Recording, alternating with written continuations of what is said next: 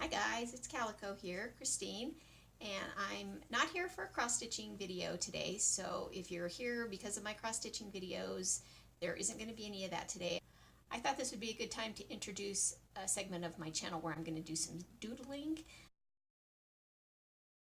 especially Zentangle. And if you haven't heard of Zentangle or Zentangling or Zentangle inspired art, I'm going to try to explain a little bit of it in some future videos, but you can Google it. It's probably the best way to figure out what it is. It's basically a specific type of doodling.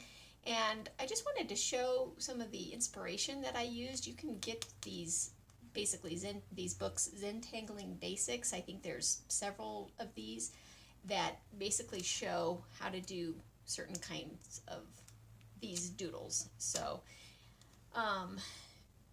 it's not specific. I mean, it's basically doodling, but they call it Zentangling because if you do it a certain way, whether you basically make a shape and then you draw a string, something like this, on paper, just a random string, and then you fill each of those little areas with these different types of doodles that have names. So this here, you can buy books that allow you to practice doing the different ones.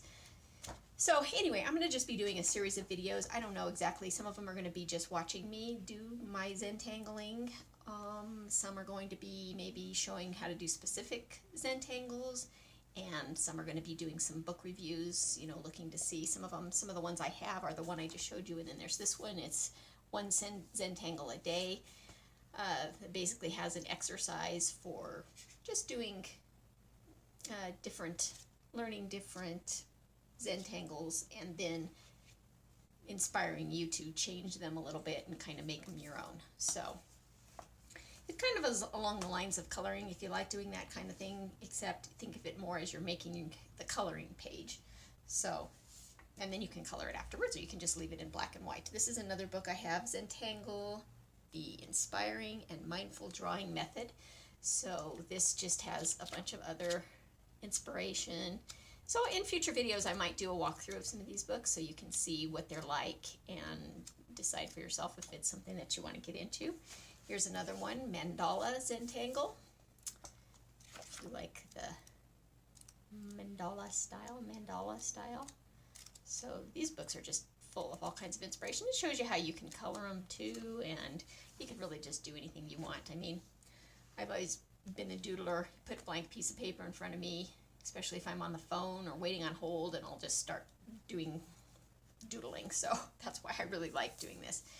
And then this one here, The Art of Zentangle. This was a brand new book that I would like to, I haven't done anything with it yet, but it starts step by step on how to just, the tools that you need and different ideas and inspiration. So I'd also like to, in a future video, go through this book and, you know, see if it's something that you'd like to get, or even just watch me do it. So you don't need much to get started, just a basic sketchbook. There are certain sketchbooks that you can use. I just bought this sketchbook. It's one of the yellow ones, but I covered it with tape. And you can do all different sizes, you know. These are just some Zentangles I've done, and I might go through these in detail. But this one right here is one that I just did, and I filmed myself doing it. So it took about an hour to draw this, but I'm going to speed it up and just kind of show you how it's done. And you basically just use whatever inspires you at the time, what you feel like doodling. The pens that I like to use, I think you can use any pen, but I like to use these micron pens, and they come in different widths. They've got the, you know, really fine tip, the 01s, 05s, 08s. And mine are getting kind of old, and I know when I went to go film my video that my 08, which one I use a lot, it has a pretty fat tip on it. I mean, fatter than the 01, but yeah, it's running out of ink, so I need to get a new one, and I had to switch and use my thinner one for it. So, and then optionally, you can shade your Zentangles, and I just get a pencil. You can really use any kind of pencil, or you can get an artist pencil, and then one of these blending nubs. It's kind of like rolled paper, and it kind of allows you to just smudge the pencil and make it a little bit smoother. I had never even used one of these before. They're really easy. You just mark it with a pencil and then kind of smudge it, and And you can shade your Zentangle when you're done. You don't have to. But yeah, it's really just fun. You know, the whole idea is supposed to be relaxing, and there's not really, you know, it's supposed to take it too seriously, kind of.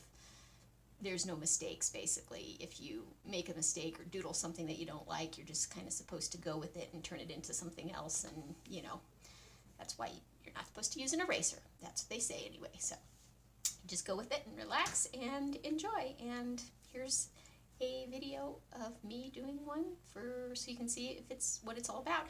And just wanted to say, though, that I will mark my future videos and start a separate playlist if you're normally here for the floss tube videos. That way these will be well marked so you can skip right past them if it's not your thing.